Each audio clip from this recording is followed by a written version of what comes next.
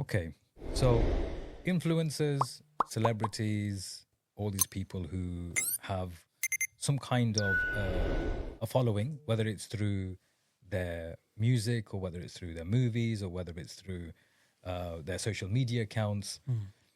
A lot of people think that these things are just a bit of fun.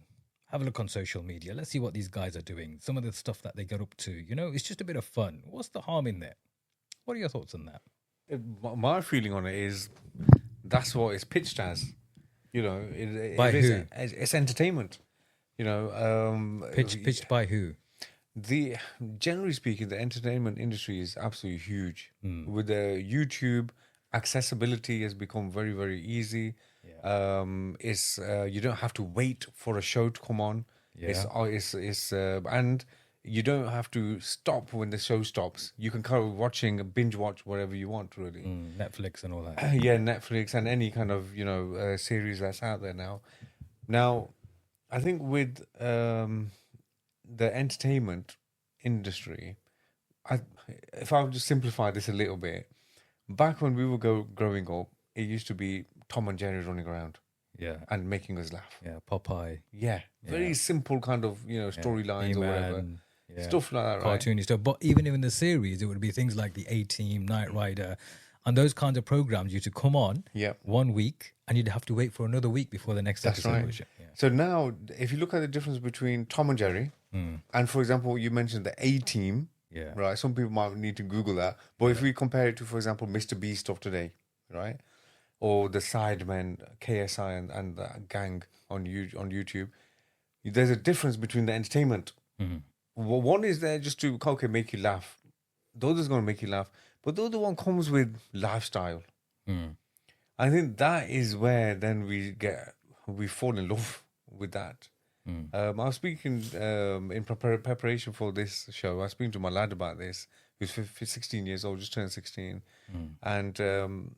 and he says he watches Sidemen, and he's like, I was like, why do you watch it? What's so appealing? And he's always just they do the pranks, they do the challenges, and it's quite it's a good watch, right? And then I goes, but then okay, the entertainers. But what's the difference between entertainer and being an entertainer and an influencer? Good question. Do you see?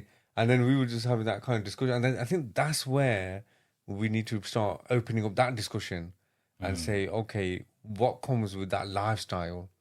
And what is that lifestyle that is being kind of promoted? And it's not promoted just to my son, 16 years old in England, or anyone in the West and in Nairobi. It'll be promoted to the kids there. It's worldwide. Its global reach is huge. So I think that distinction needs to be made between, simple entertainment. I can remember there was a wedding. Can you remember? It was your friend that came down, and he was doing sherry. Can you remember? Ages ago from Bradford. Barry was picking on me for talking about shiny. And he has friends who do shiny. He's going to get going today with the shiny. No, I'm not doing any shiny. I've been told off by Barry already once. And then he brings his own friends to weddings. But the point was that wedding is very memorable. Why? Because of the entertainment amongst the lads that I think we need to meet up, Bobby, before we do a live show and make sure certain things are mentioned and certain are not. But some people would say, Bobby, to change the subject quickly, that look, you guys are going too deep. You talk to a lot of the kids these days and say, look, why are you always watching these guys who are doing the live streaming, or you're watching certain shows? They say just a bit of pastime. Now you guys are just taking it a bit too deep. Look, they're going to influence you. They're going to have this impact on you. They're selling you a lifestyle. Is that really true? Yes, it is. It is. Look, I'll give you an example, right? Look at the likes of KSI and Logan Paul and their drink. What's it called again? Prime drink. Look at the lifestyle there. It went crazy. You couldn't get hold of it. People were paying 20, 30, 50 times the actual RRP to get it because it was theirs. Of course, it's a lifestyle. It has an impact on what we're doing. What they're doing now is influencers aren't just showing us what they're doing. They're promoting products. We're in a producer-consumer market. The world is in a producer-consumer market. One produces, the other consumes. It's not just tangible goods that they're producing. They're producing lifestyles. They're producing for themselves, they're producing income off the back of our interest, our time which we don't get back, but they get paid for it. And those who are consuming that content, they don't often forget that, hang on, these guys are getting paid for this. Do you know what I mean? Look at cryptocurrency. This is a scam not cryptocurrency as a whole. Obviously, it's bullying right now. It's you've got it's one of the all-time highs. What I'm saying is you have influencers, these celebrities, taking money to promote cryptocurrency, which is highly likely to be one of those dump schemes, whatever they call them, where they just get loads of people on board, get the money, and then it goes crash, boom, gone. But they don't care. They're making money off it. There are genuine dangers of this. On the other hand, you've got other types of influence who feel that they have rights over you. They have the right to do some pranks and some public shenanigans in public spaces, and then you aren't allowed to be in that space because you might ruin their camera shot. It's a public space. Get the hell out of here. You know, the way how far it's going, and we're going to touch on probably so many different things when it comes to influencers. I tell you why I actually thought this was a good subject to touch on. For me, it was when Mike Tyson was fighting recently against Jake Paul, Logan's brother. I thought to myself, a lot of people were talking, what a legend, you know, we've got to support this guy and all that kind of stuff. The question in my mind was, he was a legend in the sport from back in the day, right? Would I class him as a legend as a human being? Overall, for me, there are too many question marks. If you look at what he's done in the past, if you look at the crimes he's committed, if you look at what he's doing at present, for us as Muslims who don't believe in intoxicants, and his biggest business is selling intoxicants, the cannabis farms. How can we praise such a person as an individual outside of the sport and give him so much? And look at what he did recently when he went to that fundraiser for the IDF. So for me, when I'm looking at celebrity, it's really weird because I don't get starstruck. I meet loads of celebrities, right? But I don't get starstruck. I look at people for who they are. And you could be an entertainer, but if you're doing good, that has a different spin on things. And if you're not even being saved from, doing some wrongs publicly, that in itself is a lot nowadays. If you've got the influence and you've got the power, you've got the money and you've got all the... Yeah, you get so many people nowadays, some local celebrities and influencers, right? I know people even in Burton who have got thousands and thousands of followers on places like Instagram, but the way they talk to their parents, astaghfirullah.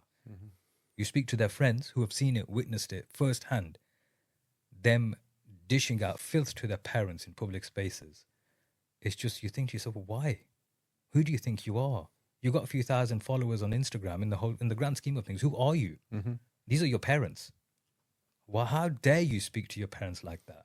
These are the same people who will go to places like McDonald's, and as if that's bad enough, they'll take the meals and they'll make a complaint to say the meal isn't right, so they get a free one. These are the same people who will ask people at other events to give them free tickets so they can attend events because they're stingy. They're the same people who'll call up restaurants like Etsy or whatever it's called, the Turkish place, and want to get a table for free, saying they're an influencer because they want to leverage that. That's the kind of people you get at the back end of some of these influencers. This is what kids don't see. This is what some people, they just see the bling bling, the nice cars and the watches. A lot of them watches are fake. They're not even real. We know some of those families. Well, I know some families who have influencers in their families, and you know what they're like, right? And they're walking around with APs and, Patek Philippe's, right? And they're in Dubai with, really expensive cars, supercars and stuff. It's not your flipping car, mate. Do you know what I mean? But they're posting that on Instagram as if it's their car, right? Or is that watch that they're wearing is a real watch? It's fake stuff. There's so much fake stuff on the internet. What's really what really bothers me is kids watching that thinking this is real. Do you see what I mean? That looks nice. Well, that looks nice. But why is that dangerous? Why do you think that's dangerous? I think, it's. I'm just thinking out loud here, and there's a lot of things that you just there's touched so upon. much we can get into. There's a lot of things that you mentioned, but I just want to touch upon, I think, one really important thing about having a look at the whole package of that entertainer or that person or the influencer, and let's look at, for example, the debate between Ronaldo and Messi. Very common discussion point, or used to be. And when we're analysing someone, we just look at, on the field, this goal, who's got the most goal, what's the stats, blah, blah. Okay, what's their view on, getting married? Yeah. Example. Yeah. What's their view on IDF and Israel and all Palestine conflict, as an example, Now, when you look at all this, so you got Messi fans, it poses then a dilemma when they say, hang on, he's pro-Israeli as an example. Yeah. Right? Now, that's where these issues start coming up. Yeah, right? Of course. And that is where, like, for example, some people then... What's that Palestinian singer's name? That big dude who still has... rapper, what's his name? DJ Khaled. Yeah, DJ Khaled. Yeah. Look at that. Yeah. That's a classic example, isn't it, with what you're saying? Popular. Yeah. But actually his lifestyle and his choices that he's made politically, right, they don't sit well with you. Yeah. And then so how... But then he will go for perform Umrah with Mike Tyson there. Yeah. So, for example, so for us, it's like, I understand where Barry's coming from as well, that actually I'm just watching it because I'm a bit bored on a Saturday and this is just, time fill. I can see that. But my worry is, Bobby, obviously, I made that point that some of these guys have got millions of followers. Kids are spending a lot of time daily listening to them. So the point being is, actually, it's not just pastime. What did Rasulullah Sallallahu Alaihi Wasallam say? What does Allah Subhanahu wa Ta'ala tell us? That the people you spend time with will influence you. If you're around a blacksmith, we know the famous hadith, so you're around a perfume seller. And for hours now, our kids, like one of you said, before it was different. Our exposure to things was limited. You could come back to your own house and that was it. You were locked in your own space. You'd be influenced by your siblings, by your parents, by a very controlled circle. Now our children have got access to influencers who they're spending a lot of time with on the phone, and they're actually influencing 100%. Their lifestyle. So for me, this is always a danger. So, and if you guys heard of Chunks and Philly, so a lot of the time when I spent a lot of time with the youth, I was really worried when they'd all be spending hours every day listening to them. Some of the jokes about relationships, these kind of things, but yet they would say Alhamdulillah, MashaAllah, ringtone would be the Quran. So now this is Islamic, but it's only a bit of fun. This is what they would say. And this is just joking around. Come on, guys, they're playing some quizzes. There's a bit of entertainment. But yet you could see, look, even now, the big news, Philly is being charged with some very serious charges. Yeah. All of these things is that actually it's not just a bit of fun. Our children and even adults, you're being exposed to these influencers, live streamers now. This is a big thing. That lifestyle they're selling you, whether it's the whole watches and the cars and relationships or looking pretty, all of these things will have an impact on you and influence your life. Well, this is exactly what I was coming to be honest with you. When I was asking question, what is it that they're actually doing? What is it that they're actually selling? And the point I'm making is what they're actually selling in a lifestyle is that this is what you want to achieve. Why do they go around posing with fake watches on? Why? Right? The question isn't what they're doing, is why they're doing it, because they put value in those watches, right? I mean, don't get me wrong. I'm a bit of a fan of watches. I have this unhealthy obsession with watches as well, right?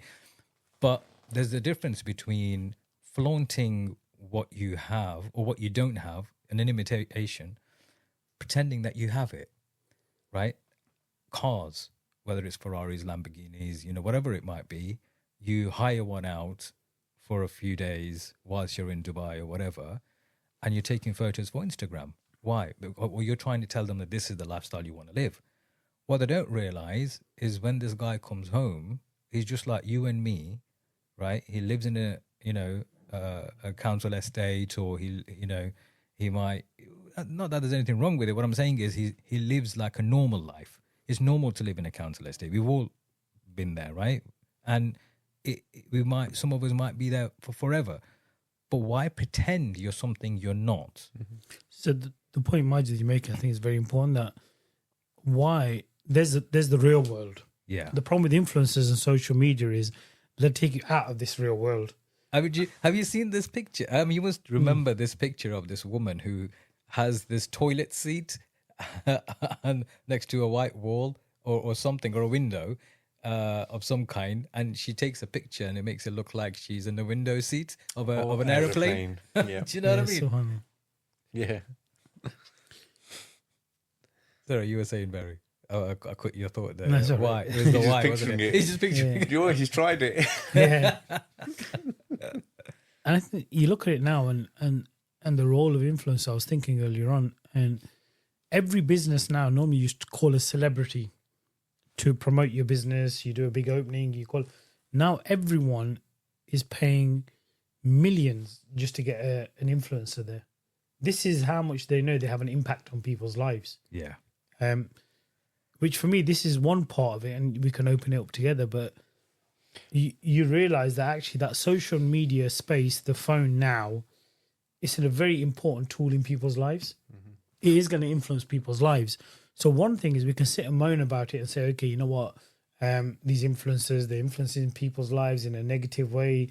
Our kids, even elders now, you TikTok, look at a lot of the elder generation on TikTok, streaming now. Everyone's saying this is massive live streaming from America. These guys are bigger than even your Andrew Tates have fallen down because of these guys. So there's so much. Yeah, you got people in Pakistan, normal housewives, making videos and streaming on how to do their cooking. Yeah, and they've grown. Their channels have grown. So my argument is, look, there's this platform. Either you moan about it that it's influence, or actually this is how the world's moved on. This is now communication. The exposure is more young age, old age, whatever it is. So that space now, either you're going to influence it. It's like me. I'm a very private person. I would never imagine myself being even on a podcast. I've got no social media, such public account. The only reason I came on that, actually, kids and the community and everyone is being influenced by this space. Yeah. Because everyone's on it. So if you want to influence anything, you've got to be on it. Yeah, true. So for me, it's either you look at one side. I always say to the kids now, who are you listening to? What Islamic speakers are you following? What are you, these shorts now, you've got people like the Sunnah guy, these guys have got millions of followers. So for us is as a community and as parents, and one is who are our kids following? Who are we following? Even on family groups now, I try to share some shorts or some things from social media. So I think it's very important for us, whether it's mosques, parents, community, that this space now, mashallah, more and more people are going on it to influence it in a positive way. If not, there are a lot of bored people out there who will just click on the phone and they will go on the wrong things. So I think that's really to open up that discussion. You see, I think there's a deeper point as well to be made here as well. One is about these influences and their impact on all of us. But then there's us as a society, and why are we just sitting there ready to consume? That's a question in itself. I don't think we always are just ready to consume. The algorithms, the way they work, especially like on TikTok, they're so advanced. They know what's going to entice you, but based on your views, what you've been viewing, content you're viewing, and they'll push more of that for you. I totally agree of the technology and the advancement and the algorithms and this thing. But if let me pitch it another way. The Ummah is in disarray. Okay. What would you do as an enemy of the Ummah to keep your youth preoccupied? Social media. Yeah, get them entertainment. Give them entertainment. Yeah. Not bother about anything blah blah blah. Yeah. So when you look at it from that angle, when I was young, I was entertainment. This Must have been a long time ago. Still remember. so so there were 2 points I think made me click out of this whole thing. Yeah. Okay. Of you're rating some of these guys, some of the boxers, some of these rappers, and all that kind of stuff. One was, number one, I realized that actually these rappers and these footballers, they actually work really hard. Yeah. Right? Yeah. And there's some thinking that's gone behind what they're doing. Whereas I'm here just consuming and I'm not doing anything with my life. Yeah. What should I do with my life? Right? Then I remember distinctly, it was after 9/11, it was the wars and the subsequent wars. That was what led me, I would say, or closer to Islam than anything, any event that's taken place. And because of that, my realization grew that, hang on, if they are really hell-bent on dividing and conquering and whatever, the Ummah, then me as a youth and a young person, why have I been just consuming entertainment for such a long time? And how did I become a sucker to the system? So that mindset, then I kind of dwelled on that kind of angle, and then I grew apart from that kind of stuff. What you've just described there is self-reflection. Yeah. Now you, from your own autonomously, you delved into the thinking and questioned what you were doing, right? Not everybody does that. And the reason not everybody does that is sometimes it's portrayed as the norm not to do that. And sometimes it's the norm to indulge in this kind of entertainment. When you've got everybody in the house with phones, watching stuff, it's the norm, isn't it? Yeah. Then it's no different. Then you're not going to question it. But it's when everybody's not doing it and you're the only one doing it, or you're one of the minority who's doing it, then it's going to be questioned. Oh, why aren't they doing it? Why am I doing it? Or somebody questions why you're doing it. And it prods along, and from there, it kind of snowballs into something else, right? That thought process. And that's why you decided to obviously pull yourself out of that, because you started to question yourself. It was a bit of self-evaluation. Hang on, what am I doing here? Mm-hmm. The question we're posing, I suppose, on this podcast is, what are we doing? Mm-hmm. As in, what are you doing, and what are the viewers doing, and what are the listeners doing, and what are we doing within our households, within our communities, and as a community as well? Because just to add to that, we know it's crisis after crisis after crisis, and things ain't getting better, and no one is coming out with solutions. What happened last night? South Korea. Martial law within a few hours, all got sorted or so-called sorted. In France, they're having an absolute disaster. Yeah. This is happening more and more. Syria, what's happening now is just turned, all the heat's back on and what have you. So when you reflect on the progression and where things are going, and when I look at the entertainment industry and why the West promotes it, number one, your point about sales. Products, promotion, all of that business. I totally agree. Then it's a case of that lifestyle and just wanting to just be there and just sit there and just have some laughs. Why is that? Why is there this emptiness in our lives, or that space that we don't know what to do with our time? Yeah. And that, why do we always want that value of wanting to be entertained and what have you? Yeah, it might be out of boredom. But even, why are you bored? Question it. Well, there's two things there, aren't there, right? There's from the perspective of the producer and the perspective of the consumer. Those who are producing are obviously wanting to do more and more. And they'll do more and more outrageous things to keep producing content, because, you're going to hit a ceiling at some point, and then you think, well, what do I do now? I have to do something even more outrageous to get people's eyes on me, right?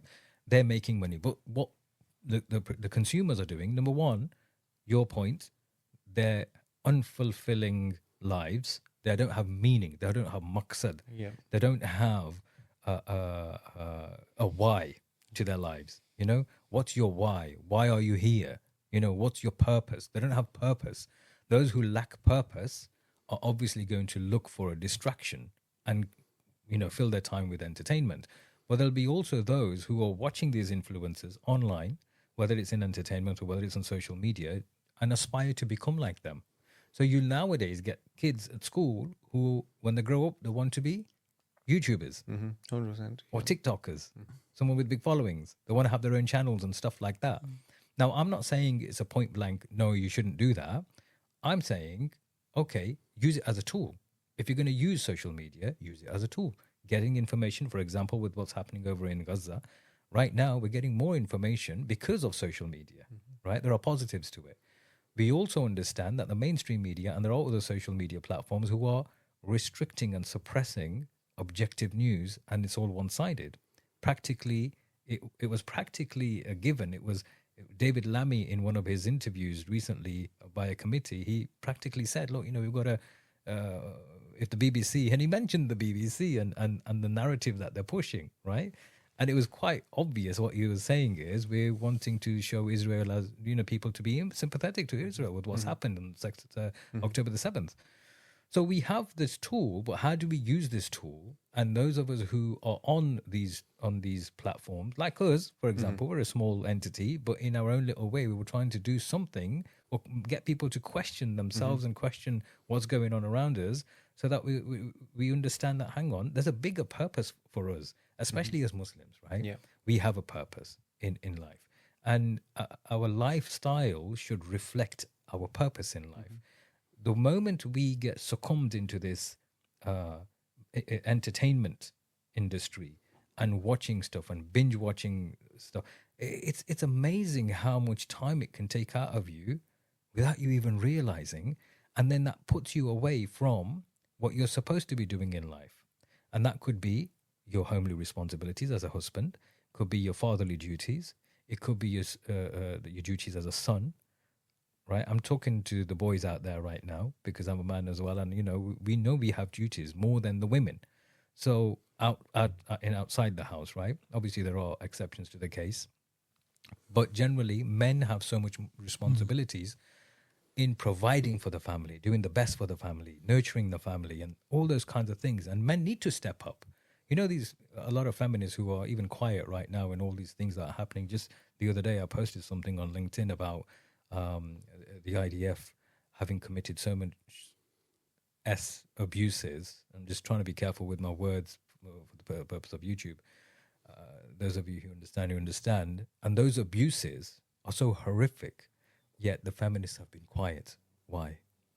Where are the feminists now? Yeah, 100%. And just to add to this, following that, Man United, they were supposed to wear this LGBT promoted jacket on the weekend, right? I don't know. And what happened was one of the footballers, Mazuri, he's a Muslim. Right. He refused just before the match. He was like, "No, I ain't wearing this." Now, obviously, the media report it in a certain way, right? Okay. But he's an influencer, Yeah. right? Now, you got people like him, and on the other hand, you got people like Saleh, who was posting his Christmas pictures with his kids on a Christmas tree. But the point is here that even those, sometimes I wish that we as an ummah, when we get to dizzy heights, footballers, whatever it is, I really hope they could speak their mind, what's in their heart. The guy didn't die LGBT, okay, do a statement, promote it on your Instagram, blah, blah, blah.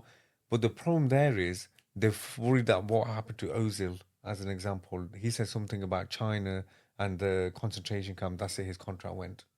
Right. You see?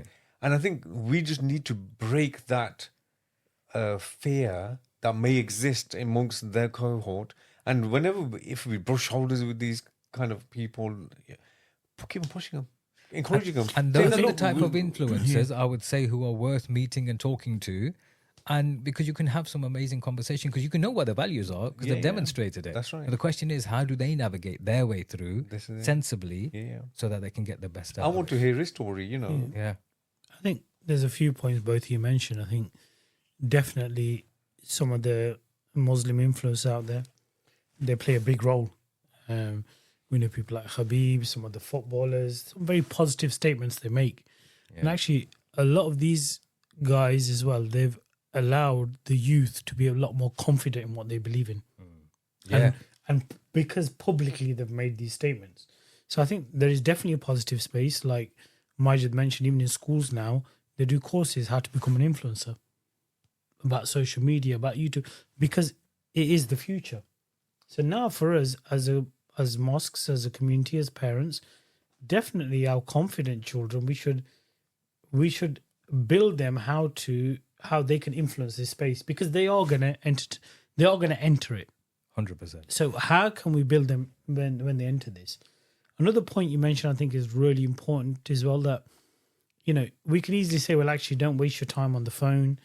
You know, you're going to neglect your duties as a husband. We know this has broken many marriages. You got guys who are just unproductive, sit at home for 4 hours on the phone all day and not take their responsibilities. Okay, you're going to neglect. But no, we make it sound very boring.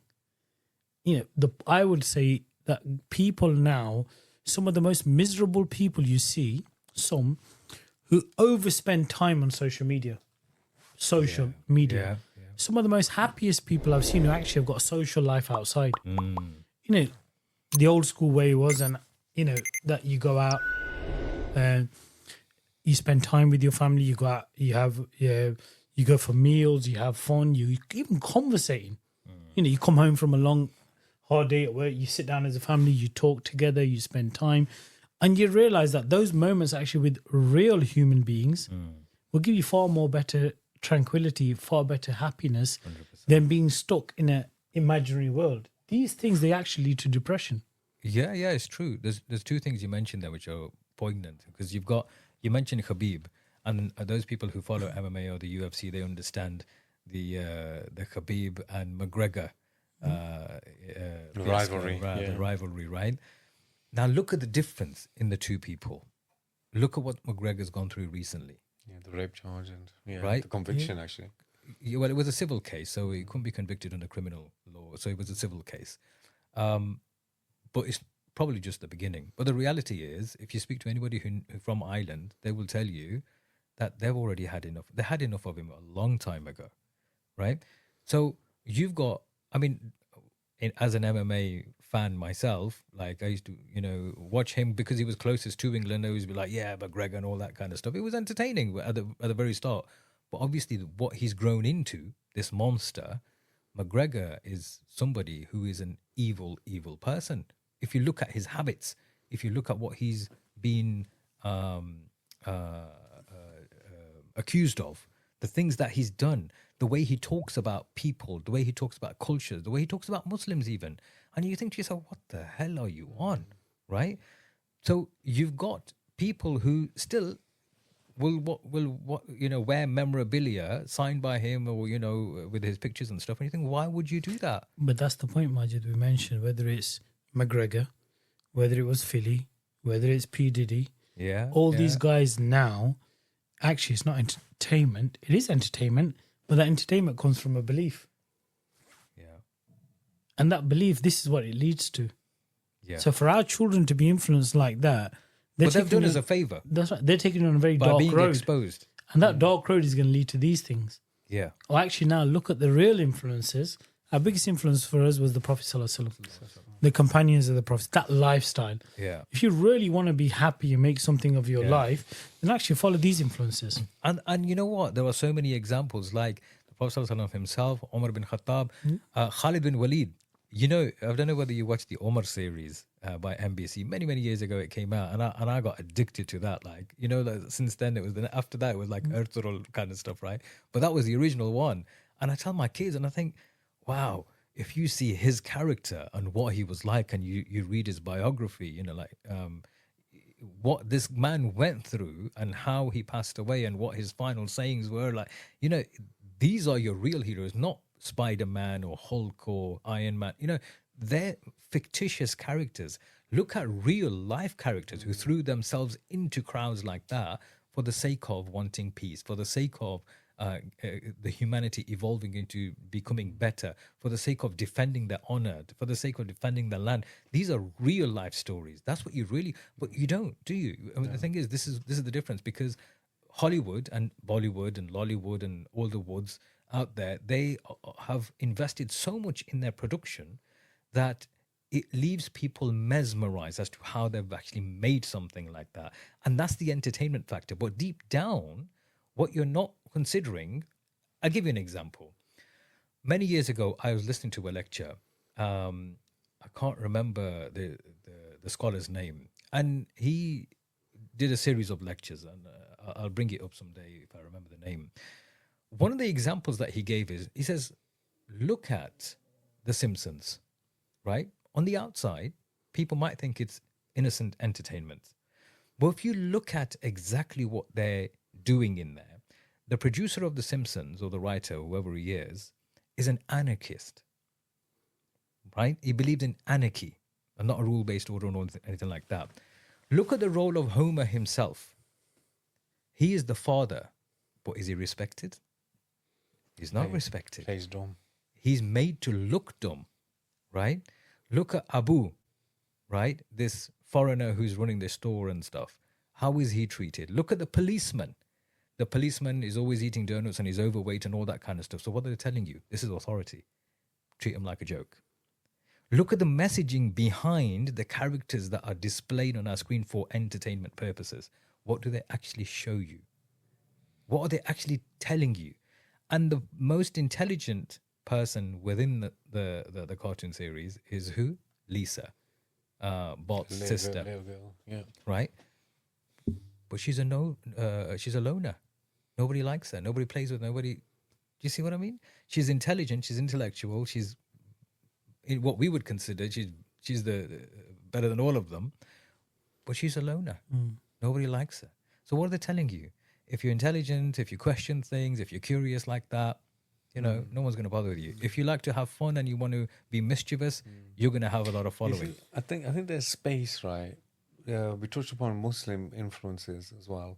And the points that you're kind of drawing out and the kind of messaging behind these things and what's the deeper meaning. Sometimes I feel that, you know what? It's not even a conspiracy. It's straightforward. Yeah. Right?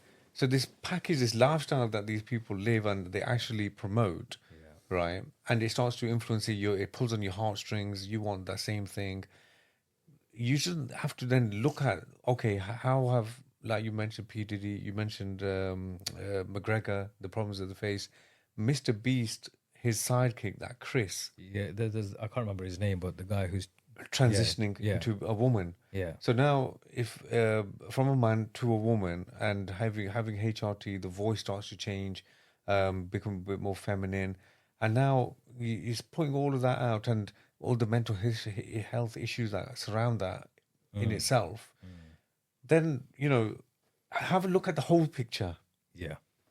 Don't just look at the entertainment. Have a look at what is in the box that you're being given. What are the people doing outside of the screen? Like, what is their lifestyle like? That's What right. is it that they're showing you? Because if you're 100%. following them, what exactly? Who are you following? Exactly. Not what are you following? Who are you following? And what do they represent? And because of social media, I think you can see a lot more.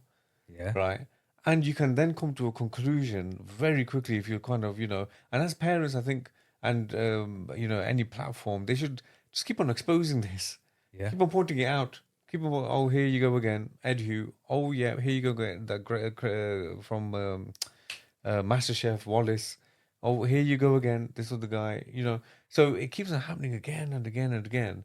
But we just need to connect it to this. Dots. Yeah. Connect the dots, and then we can see it for what it is, and then we'll be firmer with our family. Then, as a man of the house, then you turn around and say, right, in the evening you're only having half an hour. Have a game, fine, right? But that's it. You're not. Yeah. And then that point about social. Yeah. My big thing at the minute is in our family is let's get up, let's go to people's houses. Good. I like that. You know what I mean? Yeah, let's go. Yeah, someone's had a kid. Why wait for so long? Right. I've heard they're a bit ill. Right, go. Do you see? Love it. That is. It has to be Returning done. back to the old school way of connecting with people, and that's the best way of That doing is it. the And way, take them off. yeah. And you know what? That is so important, because what you'll end up doing is you will end up teaching kids communication skills. That when somebody's ill, you need to be there for them, to look after them. If there's something to be happy about and celebrate, you need to share that celebration, happiness with them. It's important. As Muslims, it's important. As human beings, it's important, right? If someone's not well-to-do and they're struggling with anything, let's go and help them. Do their shopping for them. Look at this point about assisted dying, the bill. Oh yeah, Right. yeah. And I was discussing it with the kids, and I said to them, look, it's actually good for an elderly or someone with terminal illness to die in front of you. Go through that process in front of the whole family. Yeah. And why is it a taboo? Why is it something that's horrible, or it's so much, it's too difficult for the family? No, it builds character. You need to. It's a reality. It's a part You of can't life. escape it. Yeah. You can't stick yourself in a Netflix movie and say it's not happening. It's going to happen. I think one point, like Bobby mentioned, that one thing is definitely exposing this to our children. The real thing behind all these influencers, the negative impacts of watching so much of this, even to the point that look how people, when you spend so much time watching this, it can take you down any path. That people even go and try pranks and actually take their own life because they've seen something on social media. That shows you that social media will make you waste your own life if you follow the wrong influences. But my point now is, one is exposing it and one is actually picking out the good from it. So a lot of things, what I will do, I'll try to regularly go on and find some good YouTube shorts. Well, it's not YouTube anymore, it's TikTok. But actually some TikTok shorts, post them on the family group, post them out to the community to show, well, actually these things, how can you use them in a positive way? This morning I was just, before I started to drive, I put on inspirational Islamic talks. All of a sudden one of the brothers came on after I went through 2 or 3. I thought, wow, this one, only 3-4 minute clip, but very to the point. That look, and the whole thing was about actually don't lose the biggest thing God gave you of being able to make a choice. Don't let your friends, don't let influencers, don't let the TV, which TV's gone out the window now, literally, it's your phone. Don't let that make your choice for you. No one. Think for yourself and you will come to the judgment what's right and what's wrong. And he gave some very good examples. And I thought, wow, I want to share that. And there's lots of these things where we need to share in our mosque groups, in our community groups, with our children, that shows, well, actually, there is some good, moral, inspirational guidance you can actually get from the good influences out there. And I think that's where, rather than seeing it as a taboo, is actually push it in the right direction. I think that's really important for me. One of the things I think, if not, we'll just sound like, sorry, Majid, is that you're always moaning. Yeah, you're always just complaining. You don't want us to have fun. You don't want us to enjoy ourselves. Let's do this then. Anybody who's listening to this, let's open this studio up for them, kids who want to do their own podcasts. That's a good idea. Right? So if you're listening to this and you're watching this and you want to do your own podcast, you want to start off with us maybe and have conversations, come in here as guests maybe, come along, have a conversation with us. Let's talk about what's going on in your era, in your community, like the youth community. We're outside of the youth community to a degree now. But tell us, talk to us about what's happening with your age group. And then if you want to start a podcast of your own and use the facilities here, do it. Bismillah, let's do it. We'll facilitate it for you. Maybe become an influencer of your own, but for the good. Yeah. You know what I mean? We want to start doing something with Ramadan coming up, some Ramadan series. So if you want to be a part of that, let us know, inshallah. But yeah, we're always welcoming people to come and join us in these conversations. If you don't agree with us, come and have a chat. As you can see, we're open to discussions and, we don't mind being wrong. And if we're right, or we need to see some things in a different perspective, come and share that with us. On that note, yes, you're right. We do need to give solutions rather than just keep moaning. And we put this offer out there for people who may want to come and join us. But what else can be done outside our own homes? Because the homes is going to be the pivotal point. If it's not right in the home, doesn't matter what's outside, it's not going to help. When kids go outside of the home, they're going to get back onto the phones if they're allowed to. My kids aren't, but those who are allowed to. What do you think would be worth having, like some kind of a community initiative, maybe to help? And I know, mashallah, the mosques are doing well with youth programs. Some of the mosques have got youth clubs. Brother Wakar and the Ushby Street Mosque and them guys are doing My daughter goes there as well. For the girls separately, boys separately. Youth clubs there, and I think Princess Street are doing their own as well. But I think that there needs to be collectively something to kind of get the community together from all the different areas to teach them. There is a way of communicating with each other, even if you don't agree on certain principles. I think there's 2 points there, Maj. I think definitely, like the mosques are doing, we need to facilitate social gatherings, social activity outside of the phone where our children can connect. So a lot of the mosques, like you said, they're doing youth clubs where kids can go meet mature people who have maybe more life experience, who have a good Islamic grounding, who can guide the children, who can give them advice. As you're growing up, especially in your teenage years, there's a lot of things where you're looking for your own identity, you're looking for someone to follow. I think that's important. But at the same time, as you were mentioning it, where youth can come and start their own podcast, I think that's important. But at the same time, masjids, other institutions, I'm sure you would be willing to give the advice. You've got far more experience than anyone, where set your own podcast up. You know what? If any mosques want to come and they don't want to spend the money, I'm happy for them to use this facility to start off with, and before they get their own, to get a taster of it. Do you know Every what I mean? imam should be on social media. Every mosque should have a social media platform where they do. Look, you got every silly person. I'll be careful what words I use. Just going on live stream and saying, "Okay, now give me gifts, give me gifts." Hold on. Every mosque and influencer, whether you're an imam, whether you want to be an influencer in the positive way, like us guys, you have to be on social media. You've got to do your live streams. You've got to do your regular podcasts. And I'm sure, alhamdulillah, being with yourself, I've seen there's a lot of experience you got. And there's many other people. So I think that's very important for us now, that people have got spare time on their hands. People do spend a lot of time on their phones. The thing is, you've got to make time, though, even if you don't have spare time. I'll give you an example. Just a few days ago, I was asked by the organizers of, Islam 21C. Yes. Yeah, they're coming to Birmingham for their annual thing. So those boys who are organizing, they asked me to be involved. And just this week, they asked me if I could come down and, they were going to give me a table and all that kind of stuff. And they're approaching me because I've done work in the community and I do work with kids outside of Burton. I don't talk about it. There's nothing for me to talk about. I don't go around shouting about, I went to this school and did a talk there. I went to do an activity at this school. I do these things because there's a reason we need to do these things, right? So when you've got people out of the town wanting to draw on your skills as a mentor, as a coach, as an experienced person who's in business and been around the block a few times and has some knowledge about certain things, they want to draw on that. I'm not sure why your locals wouldn't want to. They should do. They should pick your brains on certain things. I'm not saying I know everything, but there'll be things that I know that more than other people, pick my brains about. There'll be things that you know about more than other people, including me, and they should pick your brains. Bobby, the same. Every person has, people who have experience and older life experience. They have experiences that can be drawn from, right? And you should do it. It's so simple now, Majid. Look, you look at it now.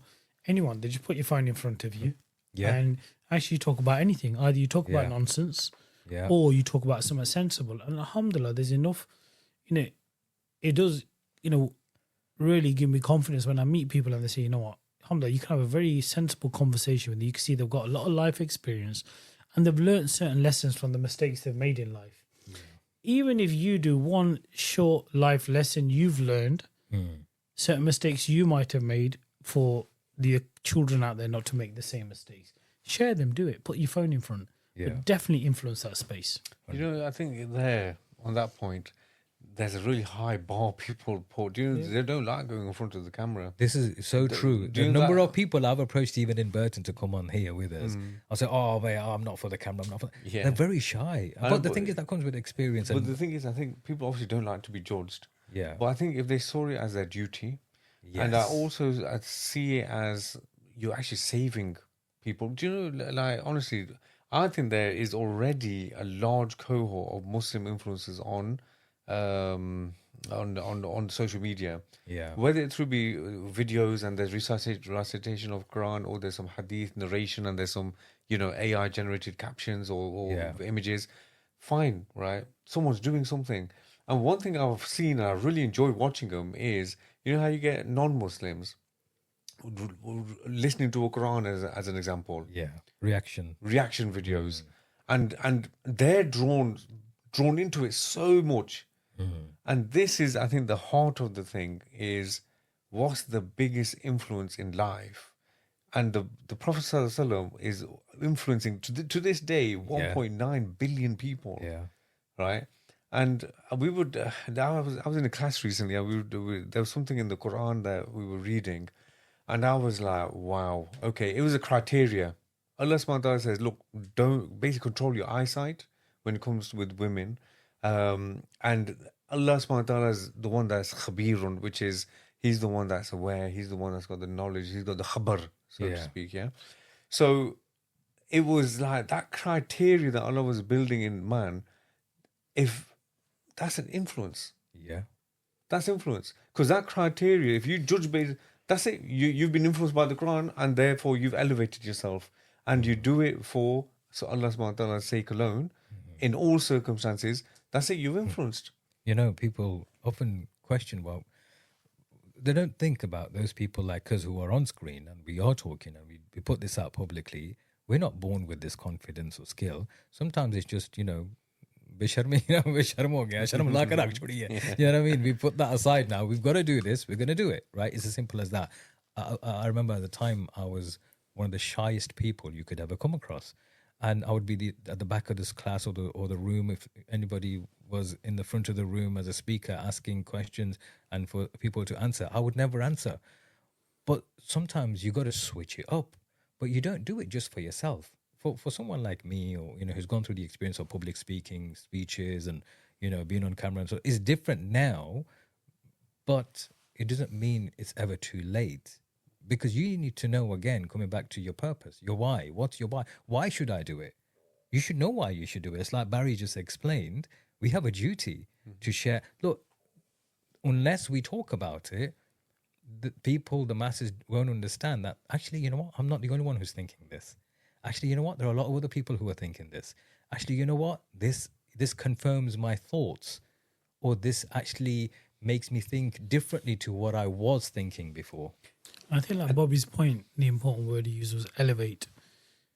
So a question I would say is that if you really want to elevate your own life, then who should you be following? Which are the influences you should be being influenced by?